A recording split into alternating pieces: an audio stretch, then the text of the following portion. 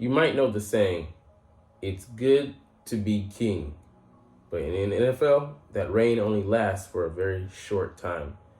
Now it's time for those teams under the champion to aim at the top and look at knocking off the Chiefs off of their pretty little perch. We got 7 teams that could possibly do that. What's up, it's your boy Cintron, coming back at you with another analysis slash non-news video. And I kid you not, it's my real name. Ain't really got nothing to talk about across the league. I mean, it's the dead calm of the offseason right now. Not a lot happening, OTA is going on, but we're not privy to all that is going on behind closed doors. So all we can do is speculate, and I love doing that. So, I'll talk about the Eagles for free. I was doing that before.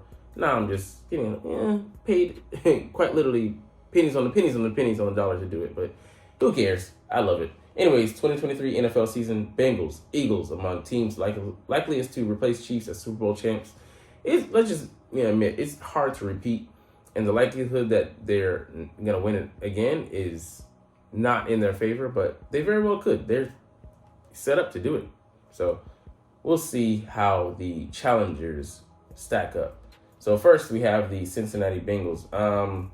They came close to it last year, man. The AFC Championship game and a defensive penalty fortuitous for the Chiefs at the time, but an obvious flag that they were well out of bounds when they did it. I forget the guy's name, but he hurt himself on the play. He tore his knee, which just sucked. Joseph Osai. Damn. But the difference in this game was protection. The Cincinnati Bengals couldn't protect their quarterback. Their old line was patchwork, and the Kansas City Chiefs could. And yeah, they were in. Were they in Arrowhead? Not Arrowhead. It feels like they were in. I think they were in Kansas City. But yeah, I mean, it's something that haunts them, of course, because they were this freaking close, even given the mistakes and all the things that they made. But the receivers, they need to work on that. Defense will continue adding to it, so trying to continually get pressure on Patrick Mahomes. But they lost some pieces, Jesse Bates back there. But can they protect? And can they get after Patrick Mahomes? If they can, it'll be a different ball game. Even given how Kansas City will develop in their receiving core, in their defensive backfield against those those talented receivers. But that pass rush for them made all the difference. They would get pressure, and not able to bide enough time for Joe to hook up with Jamar Chase and T Higgins and Tyler Boyd. So we'll see how they do, but they have a really good shot. We'll see what progress each team makes, and building up to this matchup again, most likely. If the Bengals even make it that far, because it's a gauntlet in the AFC. Which moves us on to the Eagles. We matched up well. The one thing we couldn't do, like I said, with the challenger above, is get after the passer. And just the coverage we were playing in, the technique and the distance we were playing off the receivers was not advantageous or didn't play in our favor at all. So we just gave them way too much space. But our cuckoo defensive coordinator was the focus on the job anyway. So I'd love to see that on a neutral playing field where our pass rush is going to be at its most effective. And we did restock this term. We lost Javon Hargrave in the middle, but we brought in a generational talent supposedly in Jalen Carter, as well as Nolan Smith on the edge, adding some youth to that pass rush. Even though we still retain Brandon Graham and Josh Sweat and Reddick. So we'll see how things go. This matchup, and I think is it week 13, will be very telling. We go, I think, into Arrowhead. They play us at home. I forget where it is, which one, but that'll be a good measuring stick for the Eagles and see where they are in the midst of their season on defense, especially. Offense, we expect to be clicking like this, but defense, it'll really be telling, and see how we play them. I expect it to be a tough fought game. No, neither team will blow out each other, I don't think, but we'll see where the chips fall. All right, Buffalo Bills, man. Like I said, AFC is a gauntlet. They didn't get past the Cincinnati Bengals, even with the Bengals patchwork line. The reason also being, pressure. They had Von Miller out for the year. We'll see what they can do. They added some pieces on offense, like Connor McGovern from the Cowboys, as well as Osiris Torrance. So we'll see. Josh Allen will have better protection this time around. But I mean, it's still not going to stop that guy. I forget his name, not Frank Clark. But yeah, I mean, he's all world talent. You know, he's the best D tackle in the league behind Aaron Donald. But yeah, I mean, they have, you know, their safeties coming back after they both were injured last year and went through some you know, ups and downs. And you know, a year older though. Von Miller's coming off an ACL, you know, reconstruction, and Trey White didn't play up to his, you know, standard last year. I think he got activated late last year. So defense again being the issue here, because I mean, Patty Mahomes and that offense just are, you know, clicking on all cylinders. But most times they replace their tackles, but you know, it might have been addition by subtraction with what they got on both bookends. And like Andy Reid, I mean, the orchestrator behind, you know, the genius in that offense, he's always on top of his game, just very analytical, sharp guy, and he's working with a generational talent that he unearthed from Texas Tech at quarterback. What else could you ask for? It'll be a good chess matchup. They don't lack the firepower there on offense, but they could be a bit better and steady. Like Gabe Davis didn't display consistency last season, so we'll see if they have enough to keep pace, and as well to stop them enough with Sean McDermott calling the plays this year. They don't need that many. And here's kind of a wild card: the New York Jets. The big addition for them, they had a defense that was really good last year. Sauce Gardner, Quentin up the middle, the D tackle, other pieces, some decent rushers. Quentin Williams, sorry. But Aaron Bleeping Rodgers come over to the AFC, and now he's manning the helm at in Gotham. So in New York, he's calling the shots now, and that gives him a great chance. Could very well mirror what Tom Brady did with the Tampa Bay Buccaneers, and I think they have a better defense than what the Bucs had. I mean, you could say at the very least it's comparable, but the pieces, I think they look better, at least at a lot of positions, or a couple of positions, and specifically Quentin Williams and Sauce Gardner. So continue to ascend and get better this year. The spotlight's gonna be better. They're bringing in weapons and guys who have familiarity with Aaron Rodgers, so it'll give them a great challenge. And the AFC, I mean, it's top heavy. The Dolphins are, you know, a very decent squad. That'll be a battle for the New York Jets, but I think they could come in second. They will be facing a tough opponent in the Bills, trying to oust them, but they do have the ability to do it.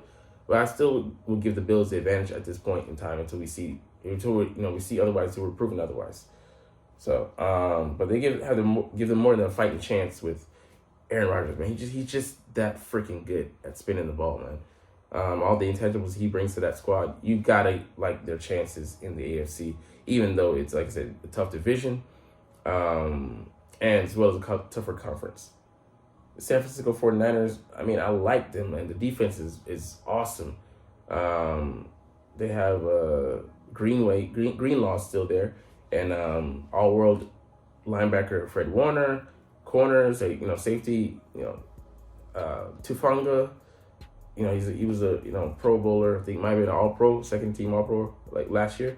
But and pass rushers galore, especially with the addition of Javon Hargrave coming over from the Eagles.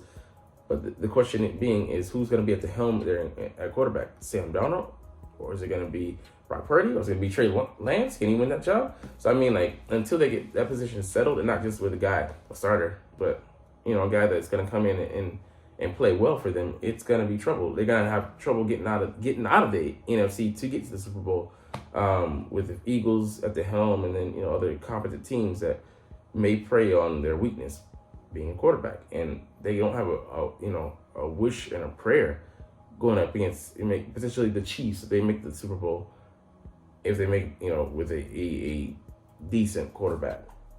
Yeah, they're gonna get eaten alive. All right, Dallas Cowboys. I mean, I laugh, but I mean, I'm being funky.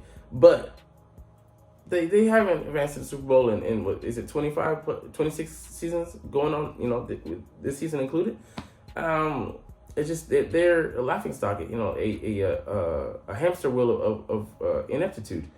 I mean, yeah, they make some upgrades. They get Stephen Gilmore from the Colts, good corner, former defensive player of the year, Pro Bowler, to add to Trayvon Diggs, which gives them a great pairing. Don't get me wrong. Brandon Cook's a great second fiddle to what's his name, the receiver, CeeDee Lamb.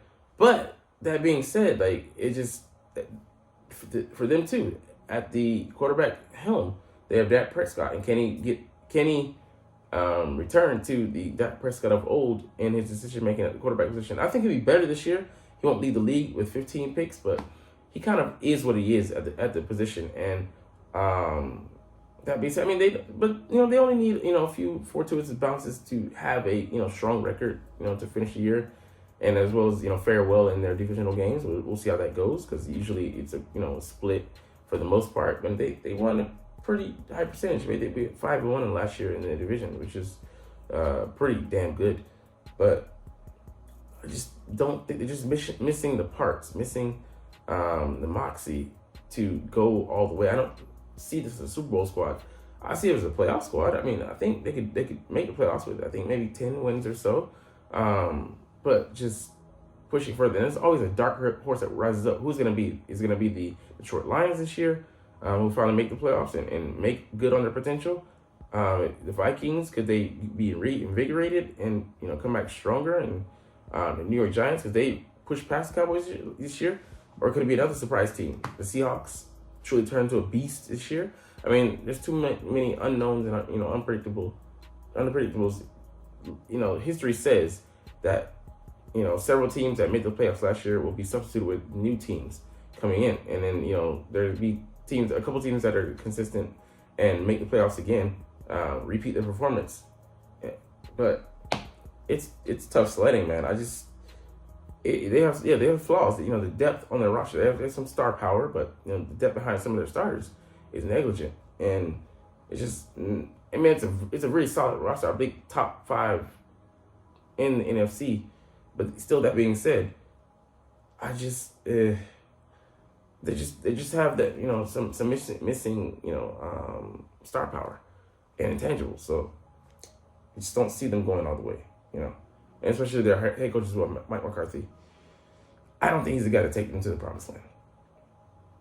All right, we end up here with the Los Angeles Chargers. We could have end up with a couple teams. Their team that's quite interesting. They made the playoffs last year.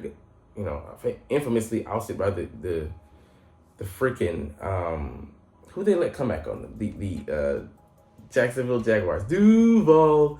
It was just horrendous, man. That was an epic meltdown.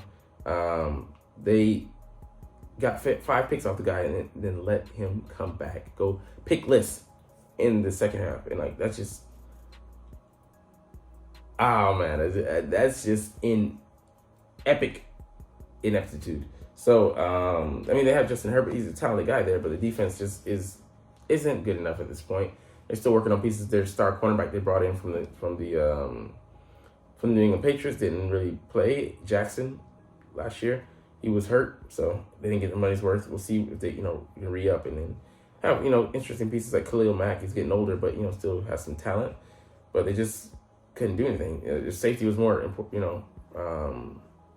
preoccupied with headhunting than actually just trying to make the plays, getting ejected and stuff. It's just, man, like I said, they have a talent offense. They brought in Kellen Moore, which is a great steal from the Cowboys, but I mean, until you show consistency, you're just up and down and 10-7. Just, I mean, I get it. You're in the AFC West, which has the Broncos. Divisional games are always going to be tough. And again, the reigning Super Bowl champions and the AFC champions and the AFC West champions, the Kansas City Chiefs. So it's going to be tough for you guys. So, I mean, yeah, you got talent offense, like I said, but JC Jackson, you're just lagging behind a 27-0 lead. That's If that was Super Bowl, you'd be a laughing stock, but it was in the wild card. Yeah, you just don't want to go out like that. So, can they continue to build? I mean, they're a young team as well, but man, you don't want to waste the prime of Herbert's career, which just might end up happening. So, anyways, these are teams. There's some other teams like the Ravens that are talented. And I mentioned the Seahawks and those teams, but like, yeah, these are the 7. And I pretty much agree with this list. So, anyways, we're going to get up out of here. No more news today. But it's all good because you're not even watching, though. But as always, it's fly, Eagles, fly. And let's motherfucking go. Like, comment, share, subscribe. Thanks for watching. Check me out at Cintron, Cintron Anime, Cintron Life, or Cintron Laughs, or other social media.